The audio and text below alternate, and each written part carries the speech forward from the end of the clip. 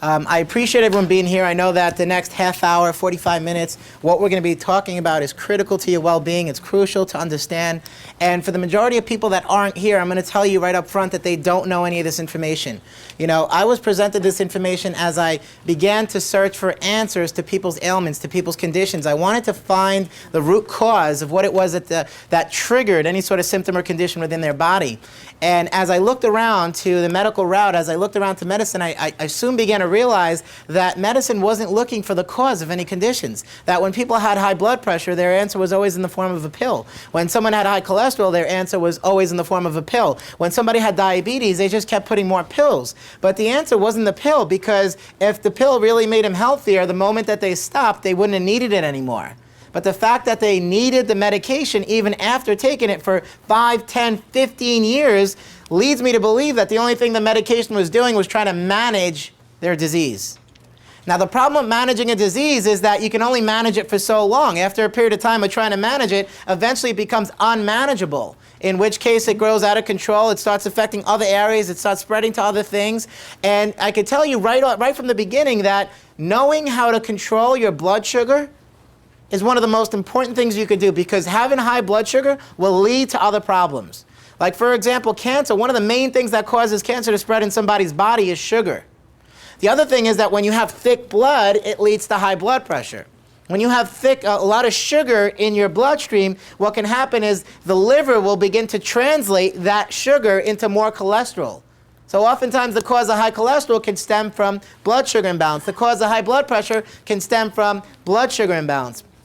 The cause of cancer can even stem from blood sugar imbalance. So it's important to begin to understand what causes these ailments, what causes a specific condition in an individual, what causes a symptom in an individual. And I can tell you that the difference between holistic healthcare and medicine is that being a holistic doctor is about looking to the root cause.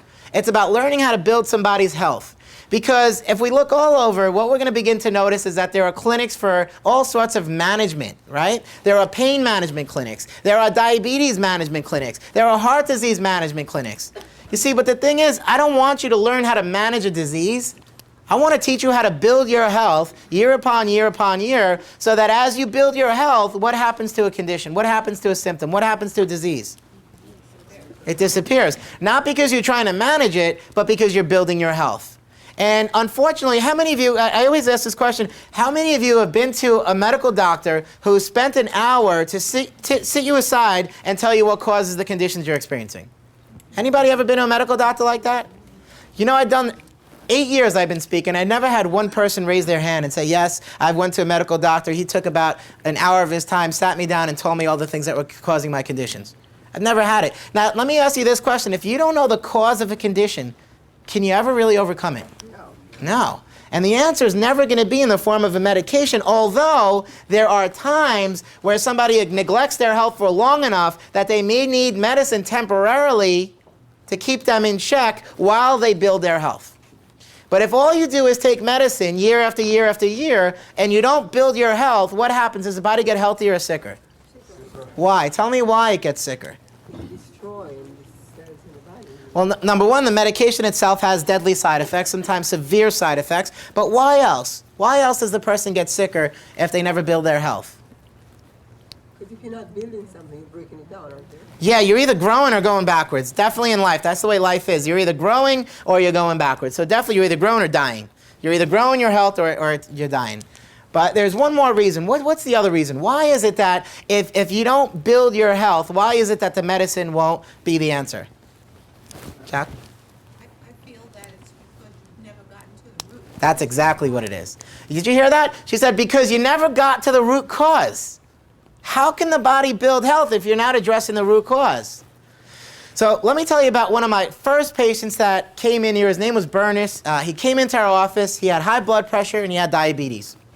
And when he first came in, Bernus felt great. I mean, he was on medication, he had no symptoms, no pains, no aches. He came in because a friend of his was coming to the office, and his friend said, you know, you got to come check these people out and see what they're doing. They're preventing ailments, they're building your health, and I think it'll really benefit you.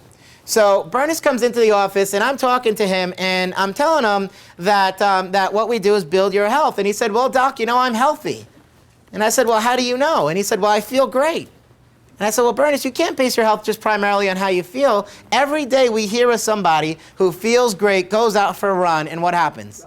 Drop dead of a heart attack. And I said, Bernus, you can't base your health solely on how you feel. How you feel is a lousy indicator of how your body, the health of your body. And he said, well, so what do you base your health on?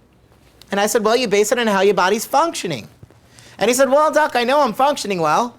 And I said, well, how do you know? And he said, well, I feel good. And I said, you can't base your health on just how you're feeling. And he said, plus, I just got back from the doctor. The doctor ran a blood test on me, and he said, everything is good. My whole blood test came back normal. And so I asked him this question. I said, Bernus, why did you go to the doctor in the first place? And he said, well, I got high blood pressure and diabetes.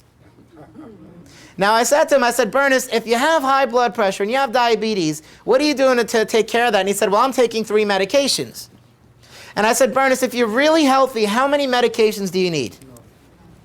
He didn't get that at first. I said, if you're really healthy, how many medications do you need? And he said, well, I guess none. And I said, you guess or you know? And he said, well, it's none. And I said, okay, now we're getting somewhere. And then I said to him, let me ask you this question. If I was to ask you, how many drugs would you like to take for the rest of your life, what would the answer be? I've never had anybody answer 1 or 2 or 5. I've never had anybody say, I'd like to continue taking drugs for the rest of my life. So why do people take drugs why do they have to take it for the rest of their life? Why? Because they don't know any better, right? They're not taught. No medical doctor's ever sat that down, educated them on the cause of their concerns. Now why? Is it the medical doctor's fault? I mean, partially, they could become a little bit more competent to get that right and really implement the lifestyle shifts and talk about building their health. Yes, they could do that. They should put more emphasis on that, absolutely. They're not putting it nearly enough. The answers are mostly in the form of a pill for most of them. But I'll tell you the other main reason why is because they never thought about getting to the root cause. That we're not trained to think that way. That our way of thinking in America is that when something goes wrong, whether it's diabetes, high blood pressure, high cholesterol, I'm going to go to the doctor, and what's the doctor going to do for it? He's going to give me a pill. So I got to wait till something goes wrong before I do anything with my health. And then once I'm sick or I have a symptom or a condition, then the answer lies outside of me in the form of a pill or a potion or surgery if none of that works. And if that ain't good enough, then, there's nothing I can do. And now I got to tell you, a lot of people believe that. And so I said to Bernus, as I was speaking to him, I said, Bernus, if you continue on this path, 5-10 years down the road, are you going to need more or less medication? What do you think the answer to that is? Why is that? I said, so he said, I guess more. And I said, well, why do you think that is? And he said, well, I don't know. I guess the medication at some point won't work as well. And I said, you're right. That's a good point. I said, the second thing is, so what do they tend to do when the medication doesn't work as well? What do they tend to do? Give you either another pill or give you more of the same, right? So before you know it, 1 pill leads to 2, 2 leads to 3, 3 leads to 5, 5 leads to 6, right? And so on and so on and so on. So I said, Bernus, the answer is never going to come in the answer of taking more pills. Because if it was, then as you took them, you would need what? Less or more? If it really worked, you would need less. But that's not the way it works.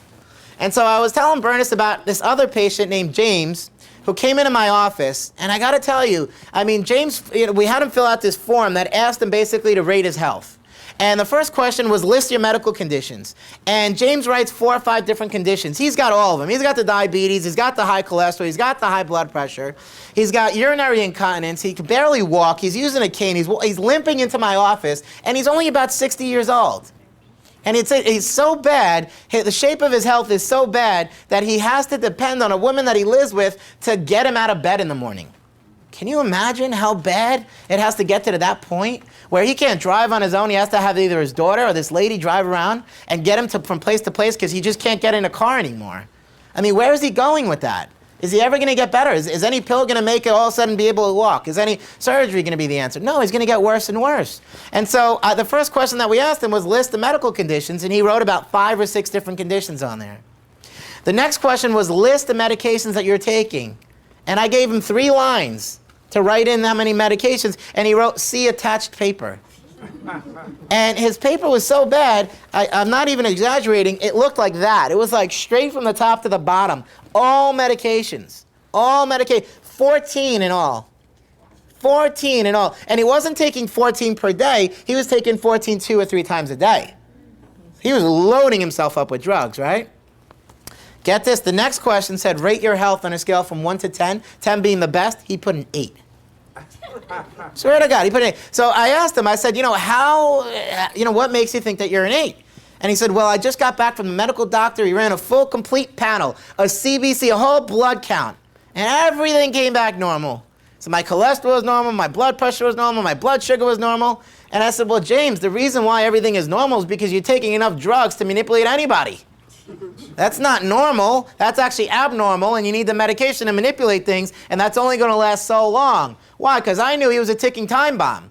Because whatever it was that was causing his body to move downward, to begin to experience these disease states and these symptoms and conditions, was that cause ever being addressed? No, so his body was going down and down. It was just getting worse and worse. And so I said to James, James, the only thing that we're going to be able to do here is find the root cause of what's going on in your body, begin to make corrections and improve upon your health over time and with repetition until your body is able to make a comeback. And then I explained to James how the body was designed to work. And I said, James, when your body was first created, there was one organ put in your head in charge of everything. Now, what organ is that? And I said, James, in order for your blood pressure to regulate normally, in order for your blood sugar to be normal, in order for your cholesterol to be normal, in order for your heart to be, in order for anything in your body to function normally, the information and the intelligence that God and nature put in your brain has to be able to flow from the brain down the spinal cord over the nerves to that part of the body. That controls that. There's a part of the body that controls blood pressure. There's a part of the body that controls blood sugar. There's a part of the body that controls your cholesterol. And I said, James, what do you think would happen if I cut the nerve going to your heart? And he said, it would stop. It would die. And I said, exactly. So how important is it for the brain to be able to communicate with the body? He said, it's vital. And I said, so what is flowing along these nerves? What's flowing along those nerves? Information, intelligence, life itself has to be able to get through. And because it's so important, I said, James, when your body was first created, these nerves were surrounded with bone to protect it, which is what your spine is. And I showed James a model just like this, which is the spine, and I said, take a look at this. I said, what protects your brain is your skull. This is your spinal cord. It runs from the top all the way to the bottom. And out the side, you got your nerves. Now, in order for the messages to flow from the brain down to the body, the spine has to be in alignment. And I said to James, what flows through that spinal cord and nerves when your spine is in alignment? What's flowing through there? What's flowing through these nerves? Information. And I said, if the spine shifts out of alignment and it begins to irritate that nerve, what happens to the information flow? It's being blocked. And I said, if it's blocked for a long enough period of time, the body's going to what? Function or malfunction? Malfunction, and that itself will lead to some form of disease. And I said, we need to find out if that's going on. Now, let me tell you what happened with James. I started working on James about a week or two of working on him. He starts noticing slight improvements, goes to the medical doctor, and as he went to the medical doctor, they ran a blood test. His PSA levels were really high. They diagnosed him with prostate cancer. He's on 14 medications. If the medication was designed to get him healthy, how did he end up with prostate cancer? I've never had anybody answer that. I've never had any medical doctor answer that. If medication was designed to get you healthy, the more you're on it, the better health you should have. This guy ended up on, he started with, let me tell you how it started. I asked him, I said, how did you end up on so many? I mean, my God, 14. Did anyone ever think that they might have been giving you too much? You know, Medline has an article that says if a doctor gives you 5 or more medications, you need to switch doctors. Because there's a word for this now, it's called polypharma. Because every chemical you take has a certain effect, but when you combine 2 chemicals together, there's a whole other effect. It's like chemistry class. You could take one chemical, it's going to create one thing, another chemical, another. What happens if you combine them? You got a whole different reaction. You start combining 14 medications. Think about how many reactions and side effects you can have running prevalent in the body. There is no research, there's no science that even tests taking 2, nonetheless 14 altogether, specifically those 14. So, how scientific was the medicine that he was taking? Absolutely zero. It was completely unscientific. So, I asked him, how did you end up on so many? He says to me that he went to the doctor, he had some symptoms. He had some neck pain, some back pain, his legs were going numb a little. Goes to the doctor runs a series of different examinations, finds out he has blood sugar imbalances, gives him 2 drugs for that. Finds out he has high blood pressure, gave him a drug for that, and for his pain, he gave him another 3 drugs. So he left there with 6 drugs. And that night at home, he started experiencing what? 3 more. 3 more problems. What are that from? What's that from? Absolutely. Absolutely. So he sets up another doctor appointment, goes back to the doctor. The doctor says the following to him. He says, you know, I suspected that might happen. That's why we have these drugs. He said, these are preventative. He said, these will prevent those side effects. There's 3 more I want to give you now. Now, James figures, I guess this is what I'm supposed to do. Why? Why do you figure that that was okay?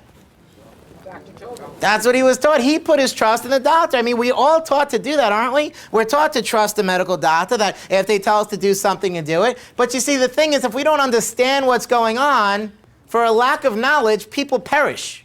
People die because they don't know. Because nobody ever took the time to explain it to them. And if you don't understand what's going on in your body, then you don't know if you're putting TNT into your body. Now, I'd love to say that the FDA really cares about your health and your well-being, but we all know that there's drugs that come out every single year that 2-3 years down the road, what do they say about those drugs? You shouldn't take them. You shouldn't take them. And let me name you one of the drugs James was on, and I'm not going to go into this pamphlet fully because I gave it to you so you can look at it, but one of the things that they put him on was regular aspirin use. Now, let me tell you where this idea even came from to give somebody regular aspirin use. What happened is they ran a small group. They did a clinical control study on a small group of people and found that giving him 1 aspirin, it was like a 6-month study, giving him 1 aspirin helped prevent heart problems. What they also found is that giving the people 1 aspirin tripled their risk of stroke. But because they found that it helped with the heart, they immediately got the FDA to approve it. Based on that, they said, you know, the insignificant stroke thing wasn't a big thing. And the FDA approved it. And giving someone 1 aspirin a day, let me tell you some of the things that it does, what research has already shown it to do. I got an article over here that talks about all the prevalent things of aspirin. I'm just going to read some of them. A long-term study on 88,000 female nurses uncovered an increased risk of pancreatic cancer. Nurses taking 2 aspirins daily for 20 years, get the number, had a 58% increase in pancreatic cancer. I can't tell you how uncommon pancreatic cancer is to get that kind of a rise in a number, and nobody make that connection. On top of that, it goes on to say over here, irregular use of aspirin is linked to increased risk of macular degeneration, and for cataracts, it increased, taking aspirin every day increases the risk of cataracts 44%. 44%. I'm not, you know, the rest goes on. It talks about acid reflux, which we all know what causes. Taking 1 aspirin causes a teaspoon of blood to leak from your intestines every time you take it. So is this stuff safe for you? Here's something else. It causes deterioration of kidney function in 72% of elderly patients that had a study done with it. It goes on to say that if you intake 10 to 30 grams of aspirin, it's fatal. It can kill you. So if 10 to 30 grams of it is fatal, how many of it's good for you? None of it's going to be good for you. But I have a question. Well, give me 1 second, and then we're going to answer it. Let me finish going through some of this. It goes on to read, previous research into the dangers of aspirin. 1,600 children die each year from allergic reactions to aspirin. Patients with blockage of arteries to the brain are 3 times more likely to have a stroke if they're taking aspirin. Dyspepsia and gastrointestinal hemorrhaging occurred in 31% of those taking 300 milligrams of aspirin per day. Even low doses of aspirin can increase the risk of brain hemorrhage. And that other side effects include anemia, bleeding ulcers, confusion, dizziness, and numerous other problems.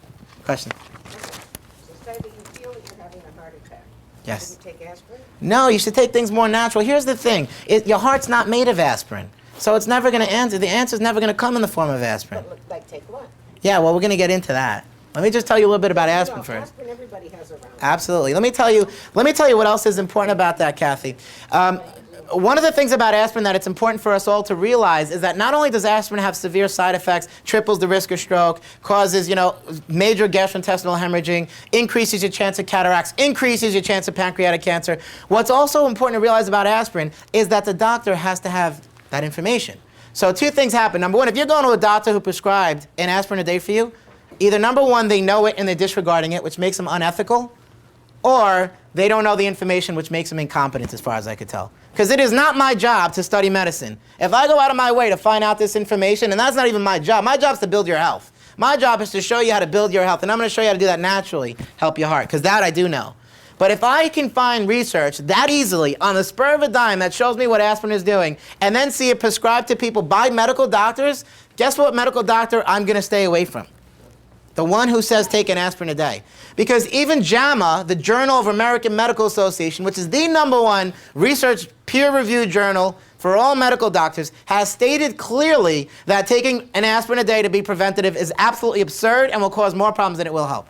Now, they said that in JAMA. Now, you know, if I can access JAMA and find that, I know that nobody should be on it. But let me tell you what it does. Knowing that it increases blood thinning irregularly, not on the body's ability to do it, but forces the body to do something against its will, which the body doesn't make any mistakes. The innate wisdom within you knows exactly what to do, provided the right environment.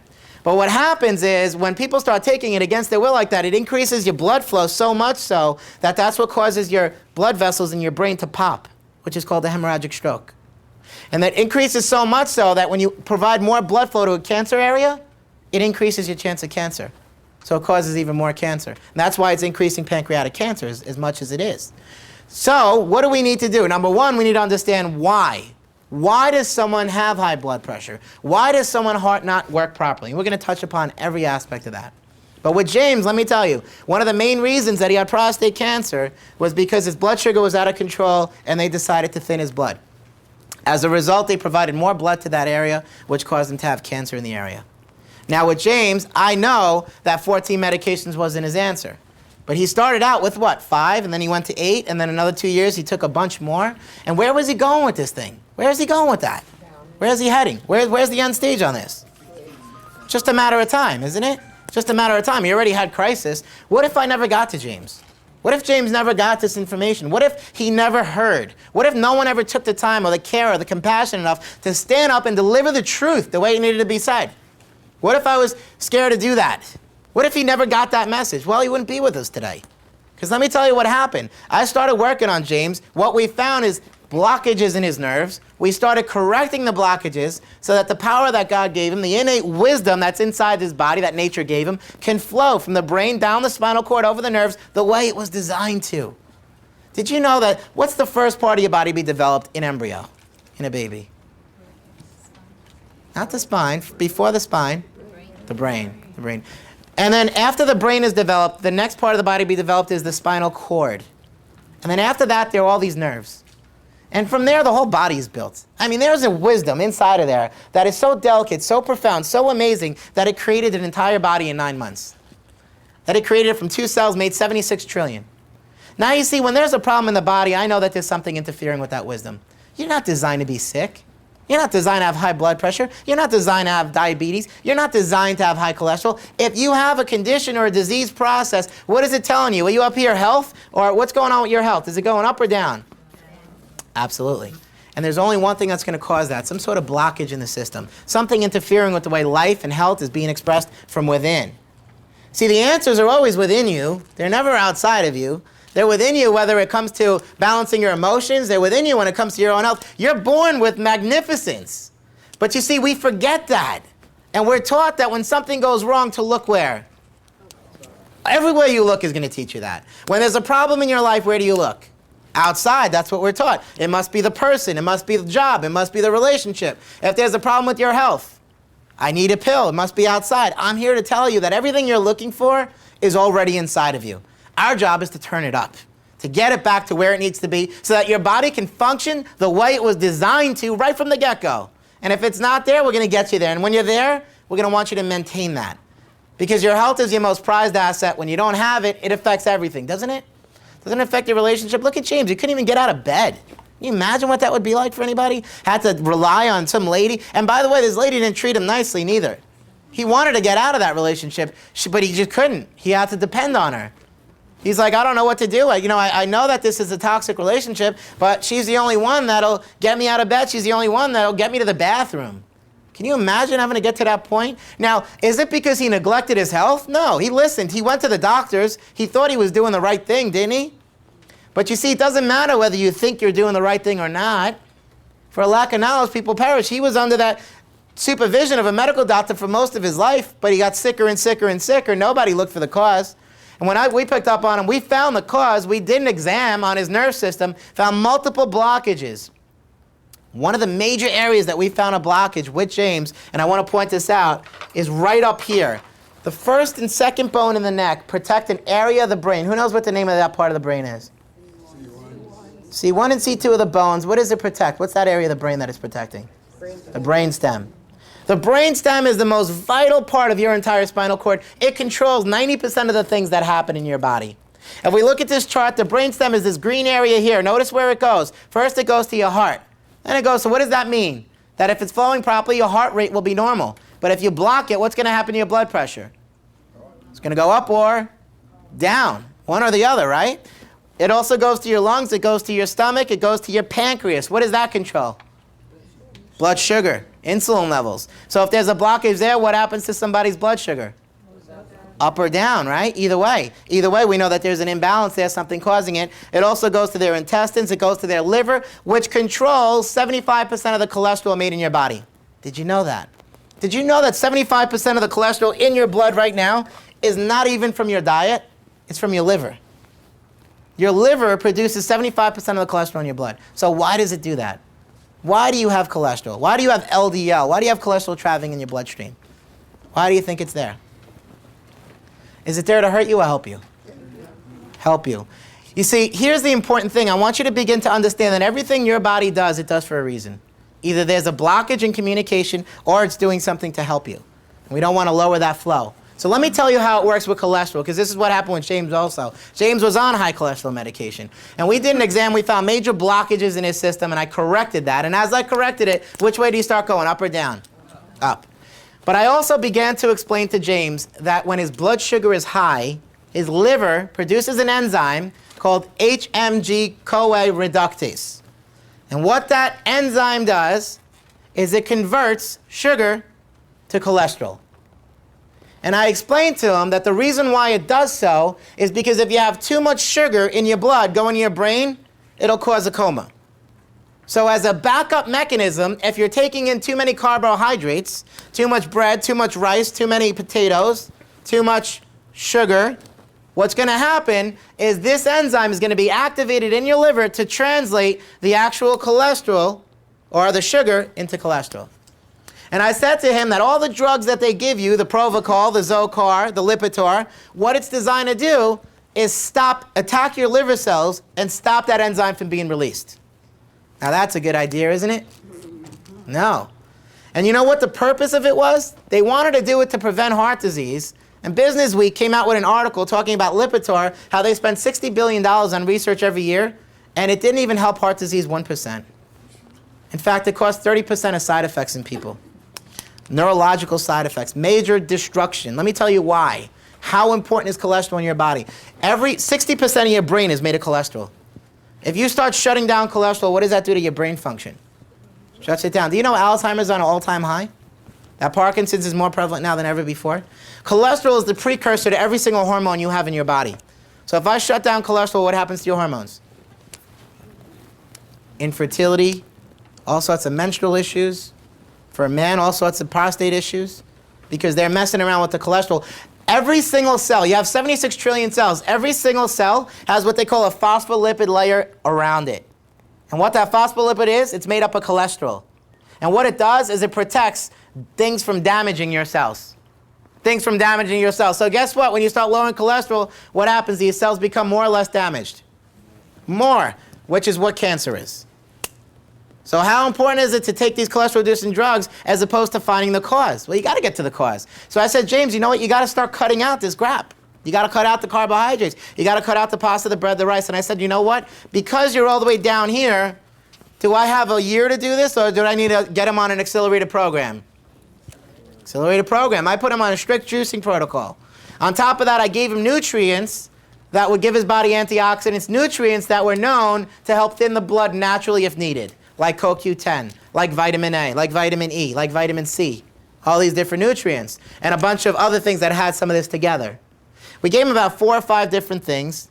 I got him on a juicing protocol. I got the pressure off the nerves. And about 3 months of taking care of him, he comes in and he starts driving himself. He doesn't even need a driver anymore. He's driving him by himself. He's barely using a cane coming into the office. And he told me that he went back for a blood test. His PSA levels dropped down. He no longer has cancer in his prostate.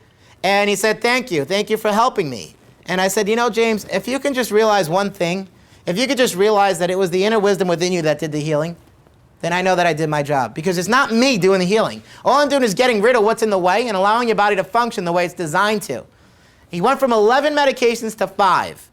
Now, it's only been 3 months. This is a man who could barely move around, get out of bed. You know what he says to me? He says, you know, Doc, I'm really getting sick of the winter times here. I'm thinking of moving to Florida. I said, you're going to Florida by yourself? He said, yeah. I said, you know, a couple of months ago, you can't get out of bed by yourself. Now you want to go to Florida, you're leaving the person you're with because you're realizing it's not a healthy relationship. I mean, the guy's whole life has changed. But you see, what would have happened if we never met? What would have happened if you never came into contact with that? Where would he be today? He wouldn't be alive. He'd either be in a nursing home on more medications than ever before, or he'd be dead. Now you say, I wish that wasn't true. My gosh, do I wish it wasn't true. I wish I wouldn't have to stand here and talk an hour 2 times, 3 times a week so that I could get this message and pump it out into the community, because I know that the opposite is always going on. I know that pharmaceuticals are creating commercials that are telling you about all the good things of the drugs. But I also know people are beginning to awaken. Because what happens at the end of every commercial? What do you get? What are some of those side effects? Yeah, you know, for an anxiety pill, one of the answers is that the side effect includes heart attack. So, hey, you know, maybe it's worth the risk, right? Suicide, another one, right? So common. You know, more and more people are becoming aware because they had to make people aware. Why? Why did they have to make more people aware? Because what was going on? Liability. People were dying. People were dying. Are you aware that every pharmaceutical company has within it what they call a cost containment department? That's whole primary purpose is to measure lawsuits versus profit. And as long as the profit is more than the lawsuit, they keep the drug on the market. But the moment it changes, what happens is they pull the drug off the market and they look like heroes. Now, every company has that. Now, let me tell you, you know, it's not a coincidence why the United States is ranked 37th in healthcare. It's not a coincidence that we consume 90% of the world's production of medication, yet when it comes to healthiest, we're the sickest country there is. That we're above Slovenia, but Costa Rica, Cuba, France is #1, Germany's #2. We got third world countries that have better healthcare system than we do here. And you know, it's not even the health insurances because they're not that much better neither. I was watching this movie by Michael Moore. How many of you watched this movie called Sicko? S-I-C-K-O. Show of hands. You seen it? You seen it? Inside the movie, what they talk about is they have medical directors from these insurance companies, and these medical directors were paid to deny people claims. Now, they're supposed to deny 10% per week, and they keep track to make sure they're denying enough. And if they go under that 10%, they get fired. If they go above the 10%, what do they get? Bonus. Why not? People die, but they get bonuses. And they were talking about this little girl who needed an operation in the ear because the cochlear part of the ear was damaged. And they approved it for one side, but they denied it in the other. They said the other ear was experimental, but the one was okay. Now, I wish I could say that there was only one claim, but if you watch the commercial, you'll see the movie, you'll see that there was over 35,000 people complaining about how their insurance did that to them. Now, you know, I want to think that it's not the medical doctor's fault, that they're being told what to do by health insurance companies. They're being told what to do by pharmaceuticals, and that's partially true. But at the end of the day, they're going to have to stand up and be held accountable for what they're doing. And the truth is, it's not to say that it's all bad, because I'll be the first to tell you, if you're in crisis, if you need to go to an emergency room, you're in the best country to do so. I'll be the first to tell you that if you've neglected your health for years upon years, like James, he couldn't just come off all 11 medications like that. He needed to definitely reduce them, which we did, but I had to build his function before what? I got him off the medications. And I have many patients that have come in here on a lot of medications, which we've helped come off, but not immediately. What had to happen first? We had to build their what? We had to build their function. We had to build their health, right? You got to build this thing. You got to build it. But here's the question that I have. How many medical doctors are teaching you how to build your health? How many of them are even telling you where it comes from? How many of them are telling you that health is not about feeling, but it's about function? That according to Dorland's dictionary, health is a state of optimal function. And that disease, if you read the dictionary definition, is a state of lack of function in the cell. So if your cells are functioning, you're healthy. If they're not, they're sick and diseased. And disease is over here. And you got all these things going on down at the bottom here, but you see no medication is going to ever help lift that up, right? So what happens? Here are two roads, right? Every human being, as far as I could tell in America, has two different paths to go on. The first path is that they focus on ways to build their health year upon year upon year, so that 5, 10 years from now they're healthier than they ever were. The second route that they get to choose is I'll wait till my body gets sick and I'll take more drugs. Now, let me ask you something. If I take more drugs, more and more drugs, where am I going eventually with this thing? I'm either going to a nursing home or ending up dead early. I mean, that's it. I wish I could say there was a third choice, but there ain't. And I can tell you from experience, you know, I just went to, I visited a grandfather in the nursing home. And, you know, I sat there and I just felt bad for him. I felt bad for everybody in there. Because you could barely see the face, you know? He's alive, but he's not really. Do you know what I mean by that? It's just like a blank stare. And I see this guy in a wheelchair, and he's like 70 years old. And you got to ask yourself, how does somebody end up there? How did he end up in that position that he was put in? How did that happen? Did he not care about his health? Is there anybody in this world who doesn't really care? I mean, sure, some people care more than others. Some people take more of the time to take care of themselves. But does anyone ever think that they're going to be in a nursing home? Or, God forbid, end up with cancer or heart disease or worse, death? No. But you know what? If you don't have a plan to build your health, you're on track the other way. You don't have a plan to build, you have a plan to fail. And so what happens when we took a look at these people, you know, I went to my wife's grandfather's nursing home, and I'm taking a look around, and these guys are all like, these men have these big oxygen tanks, and they got like 10 pills in their hands that they're popping. And as their family's trying to talk to them, they don't even know what's going on. Half of them, they're completely out of it. They're on so many drugs, they're just drugged up so that no one could hear what's going on with them. And as they're going through the process, the nurse comes around and she says, oh, did I tell you they all went to the beach yesterday? And all I kept thinking is, my God, he didn't even hear what you said. I'm sure he really enjoyed himself at the beach. How are they going to enjoy their life? Everything was taken from them because they never got the truth. Because nobody ever took the time to tell them what caused the problem. No one ever took the time to say, if you don't find a way to build your health from the inside out, your body's breaking down. And you see, so if you're going to build your health, like I was telling Bernus, I'm going to go back to Bernus, the first man that came into my office with diabetes and high blood pressure. I said to Bernus, you can't base your health on how you feel. And he said, so doc, so what do I do? What do I base it on? And I went into the explanation of that, and I showed him the following. I showed Bernus the following chart. And I'm going to draw this up here for you. I said, Bernus, when your body was first created, there was one organ put in your head in charge of everything. What organ is that? Brain. And he said, all right, I understand that. And I said, well, Bernus, how does your brain communicate with your body? If it needs to regulate your blood sugar, your blood pressure, or your cholesterol, how do the messages go from the brain to the body? Through what system is that? That's it, the central nerve system.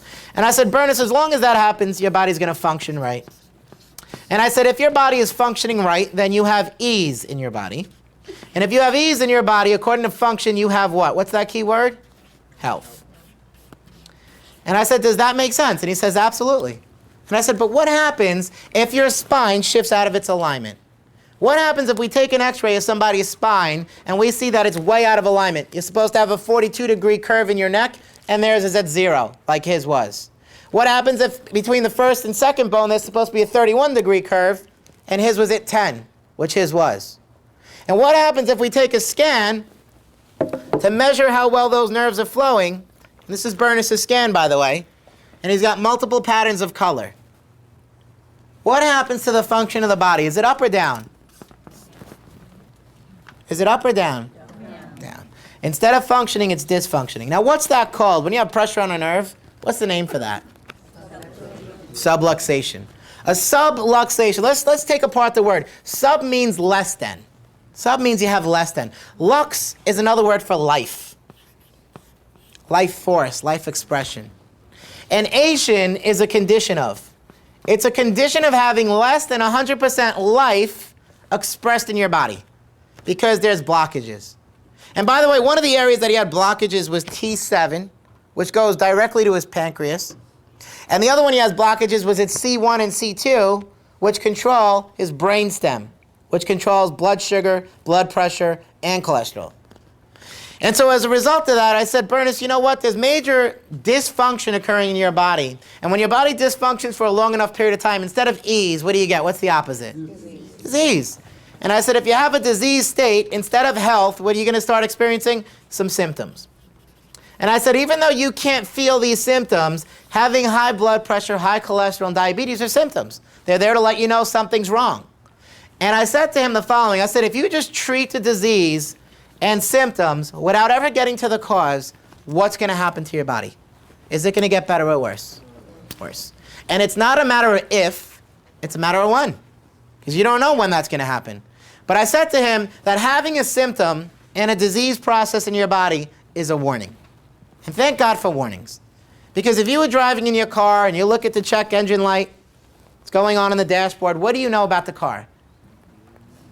Something's wrong.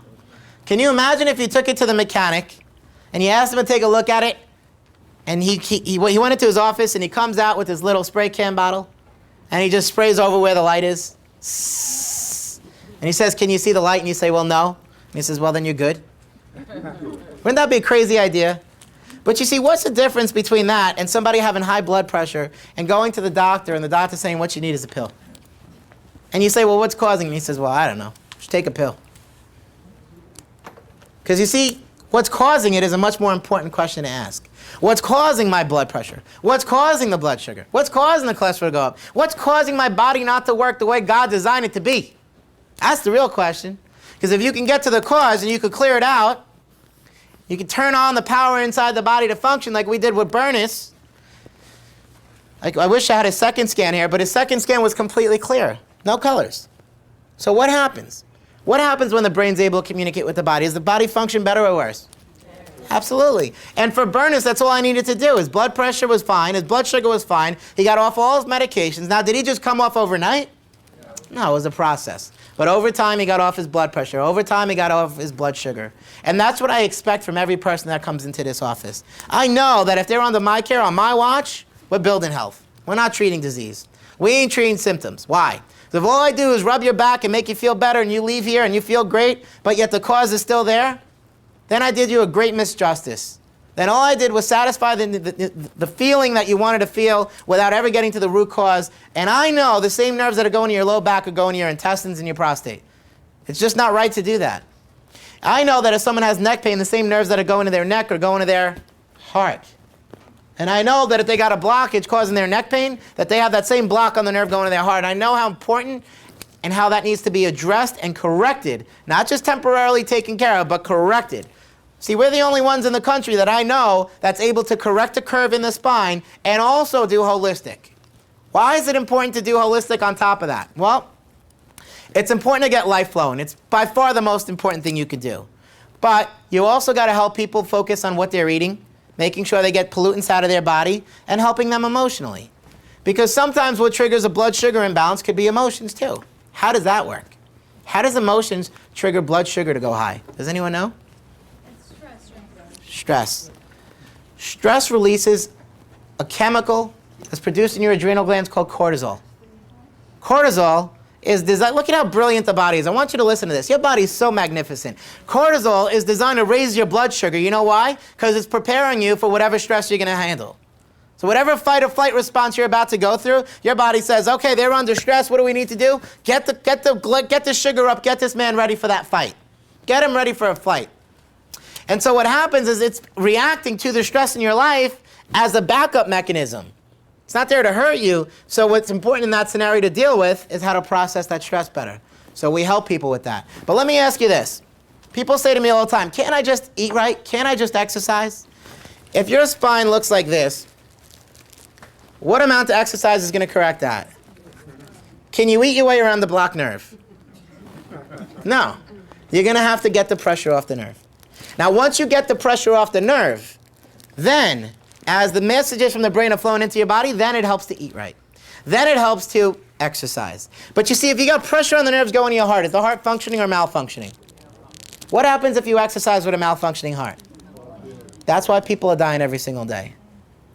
And sometimes people say, well, doc, if this is so true, where's the research? Is there scientific research? Absolutely there is. I'm just going to read a couple of different articles to you. This first article talks about subjects that they measure their total cholesterol and their cardiac risk factor from 1 to 3 years, and all the subjects, every single one, studied obtained marked reductions in their cardiac risk factor during the duration of the study.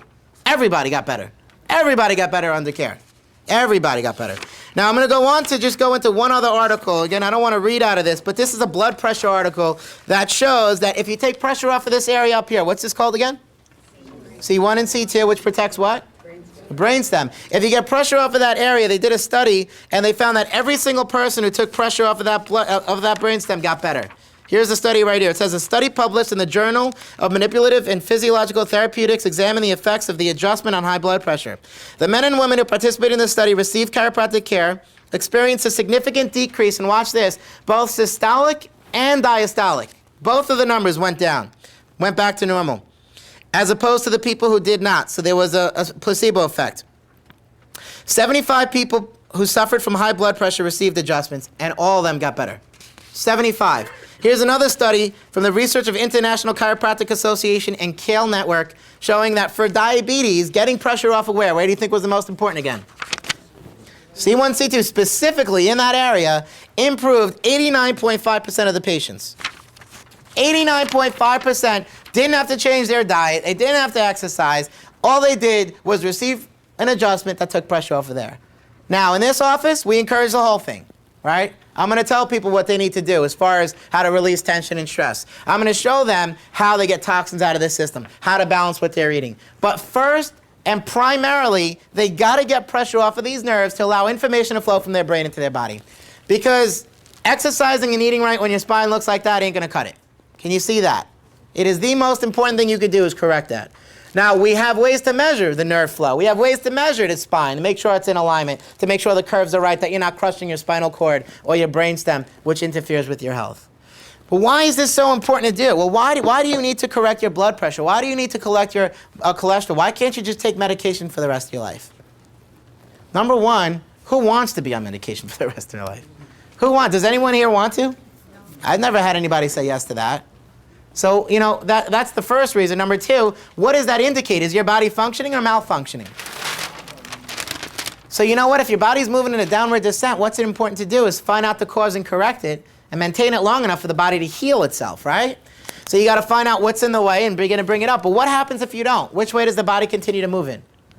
Absolutely. I want to end on one story, and then I'm going to answer some questions. I had a patient come into my office. His name was Alfred. Really nice guy. Always smiling. Talked to me, told me that his blood sugar was off the hook. His blood sugar, it's supposed to be under 120. It was as high as 1,500. Now, he's tried every single drug that you can imagine. He's tried the glucophage, he's tried the metformin, he's tried all the different drugs, and no drug helped lower it. No drugs. No matter what he took, it wouldn't get lower. So they decided to give him what? Insulin. Even the insulin wouldn't get it down to where it needed to be. It was getting so bad that his legs were getting numb and tingling, and they were painful from what's called neuropathy. What that means is that the blood is just stagnating in the foot. What happens is if it doesn't get better, it can get stagnant, infected, and they need to do what to the legs? Amputate them. It was getting so bad that he was losing his memory. Why? Remember earlier I said that the blood sugar, if you go too high with it, affects your brain? He was losing his memory, he was losing his eyesight, and he was losing his hearing. All that was going on.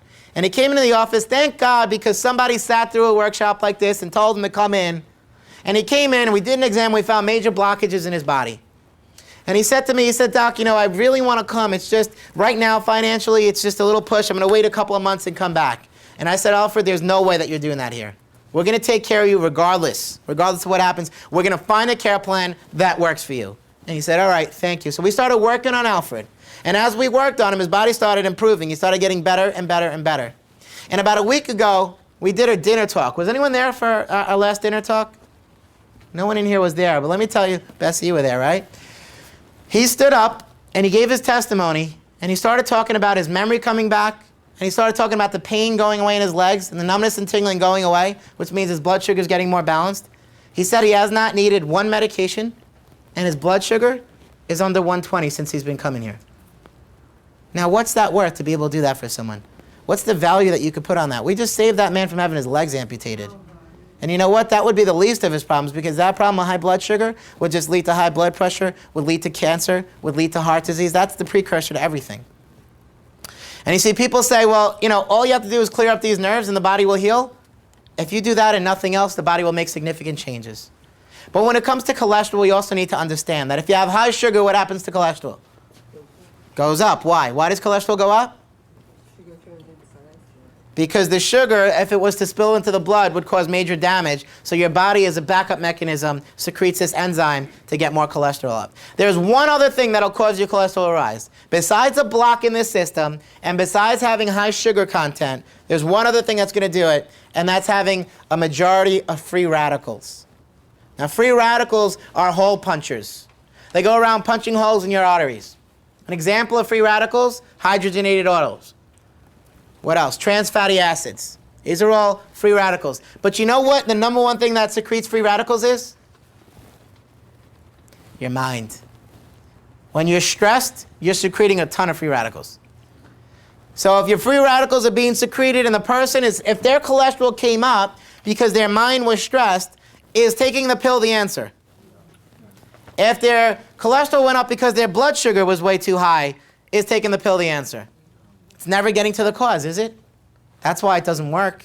Because whatever's causing it is still there. So what do I do when somebody has high cholesterol? Well, number one, we check their system, make sure everything's flowing the way God intended it to be. Number two, I make sure that they're not having high amounts of blood sugar from their diet. Number three, I make sure that if there's emotions there that are in the way, that we correct that. Also, I'm going to put them on certain supplements that help balance their cholesterol naturally, like red yeast rice, like total lipotrophic, like CoQ10, as well as others, antioxidants if I need to. If they have high blood pressure, what am I going to do? I'm going to make sure I get pressure off the nerves in the brainstem to allow better life expression so their blood pressure can regulate. What else causes blood pressure? Stress. So what am I going to need to do? Balance their stress. What else causes blood pressure? Inappropriate diet. So what am I going to do? Help them with their diet. And lastly, if they have diabetes, what am I going to be looking at? Same three categories. Is there a blockage in the system interfering with health? Number two, is their diet way off? Which most of the time you'd be surprised that it's not so much their diet. Most of the time. Could be, but most of the time I find it's not that. Most of the time it's either emotional or structural in their spine. And if you correct one of those things, you'll make a significant change. What happens if you correct all three of those? You change their life. So Alfred, with his blood sugar normal, comes in once a week, and he comes in to maintain where he's at. And he comes in because he knows that there's only one place that's going to build his health, not treat the symptom, not treat the disease process. And people say, well, what about going to a holistic doctor? And I say, well, holistic doctors treat only the chemical imbalances. So if the problem is that you're not eating right or that you're exposed to toxins, they can, if they're good enough, process that. But what if it's stress that's causing the problem? Is taking nutrition going to help with that? No. If the problem is structural, is taking nutrition going to help with that? No. You see, I haven't found one person in this country that's going to be able to do everything that we're doing in this office. And you see, I went out and studied everything because I had to go through experiences in my own life with my family to find out ways to help people get healthier, because I realized that the current system doesn't work. It doesn't work. We're number one for cancer in America. We're number one for heart disease in America. We're number one for high blood pressure in America. We're number one for high cholesterol in this area. After hearing me speak for an hour, what are some of those reasons? Why? Why are we number one in these things? Because nobody treats the root cause. Nobody gets to the root cause. What else? What's that? Subluxation. Subluxation. That's one of the major reasons, right? They don't even know it's there. What else? Stress. No one really knows how to deal with it. We're constantly overly stressed, and we have no mechanisms or ways to deal with it. We're taught to just do what you need to. Go along with it. And I'll tell you one more. There are two reasons. Subluxations, because it interferes with the body healing from the inside out.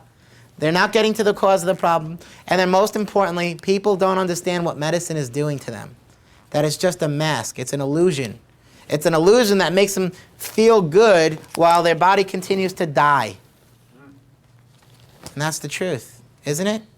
If someone has a pain, what's the pain? It's an alarm. If they take a pill for it, they feel better. But while they're feeling better, which way is their body going, up or down? It's just a matter of time. Every one of you, we were talking earlier, has a direction. You're either going to build your health, in which case you get to be on a cruise ship, you get to spend time with your family, you get to enjoy yourself, you get to enjoy what we call quality, right? Isn't that the most important thing? Not quantity, but quality. Or the other direction is you just take more drugs, you're told to take more drugs until none of the drugs work anymore. Either you end up in a nursing home or you die prematurely. And, you know, I wish it wasn't that way. I really do. I wish, you know, all the medical doctors would educate the way I do. You know, the word doctor really means to teach. I don't know how far we've gotten from that word. But I can tell you something for sure. If the doctor ain't teaching to you, if they're not telling you what's necessary for you to do, they're not doing their job. And you need to go to a doctor who can tell you what's going on, why it's going on, how long it's been there, how much damage there is, and then step by step what you need to do to improve it. I want to answer a couple of final questions.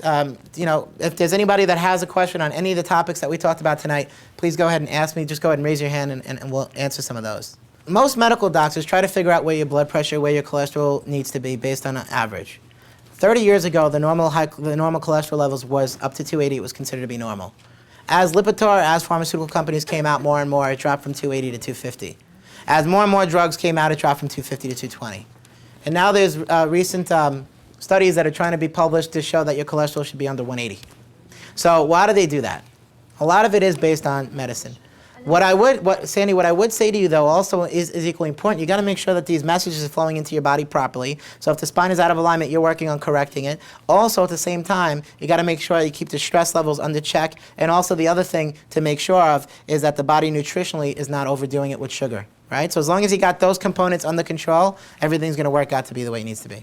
So, you know, that's what we're saying. It's hard for a medical doctor to really predict where your cholesterol needs to be. But what you always got to do is get rid of what the blockages are. Get rid of the interference in the system. Make sure life is being expressed. Make sure that nutritionally you're not exposing yourself to too many toxins, too much sugar intake. And also make sure that you keep your emotions under check. And you got to calibrate with yourself. You got to gauge yourself. You got to know where you are. You got to have ways to check in with yourself. Do you feel the way you want emotionally? If not, you got to process that. Are you overdoing it with the sugar? Are you overdoing it with the trans fatty acids? Cut it out.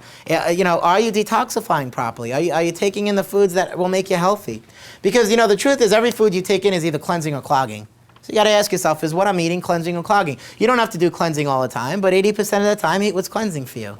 And start moving up the ladder. Keep building your health. But I got to tell you, again, the most important thing out of all this is have a system clear of disturbances so the brain is able to send the signals to the body so life itself can flow. You start shutting down life flow, the body gets worse. You start turning it back on, the body gets healthier. Anytime that you hear the word hereditary, you know, I studied with a cellular biologist. His name was Bruce Lipton. He was one of the main cellular biologists on the Human Genome Project. This guy is brilliant. And, you know, I don't know if you're aware of this, but genes have been blamed for a lot of different things, right? But if you look at the rise, I'm going to show you something that's really important. The genes in the last 3,000 years have not changed much. They've just relatively been the same. And cholesterol, on the other hand, has been going up. These two things don't match. If the genes were changing and the cholesterol was going up, it would make sense.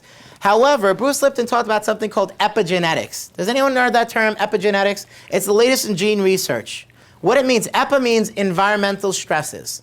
What Bruce Lipton was beginning to discover was that if you're exposed to high stress levels or if you're exposed to a bad diet, your genes will actually begin to shift. And they'll begin to produce, because they're the manufacturers. The genes are just manufacturing stuff for you. Whether or not you manufacture it is based on what you're exposed to. So they actually found that the nerve system was having an impact on the genes. And if you have a blockage in your nerves, certain genes could be turned on to raise your cholesterol. And if they were flowing properly, they would keep them in check. So powerful stuff. So he said 2% of the problems that people face are truly genetic. And he went on to state that the type that are truly genetic are like Down syndrome, muscular dystrophy, where there's a chromosomal defect. One of the chromosomes on the genes is damaged. That's different. He said the majority of problems, though, on the other hand, 98% of them are based on lifestyle and epigenetics. What you're doing is stress your body is having a bigger impact on your genes than the actual genes themselves. The genes are nothing but manufacturers. They manufacture proteins. You stress, they activate. You stress, they deactivate. Certain ones and activate others. So the key is to keep the epigenetics, the lifestyle, the nerve system, the life flow in check.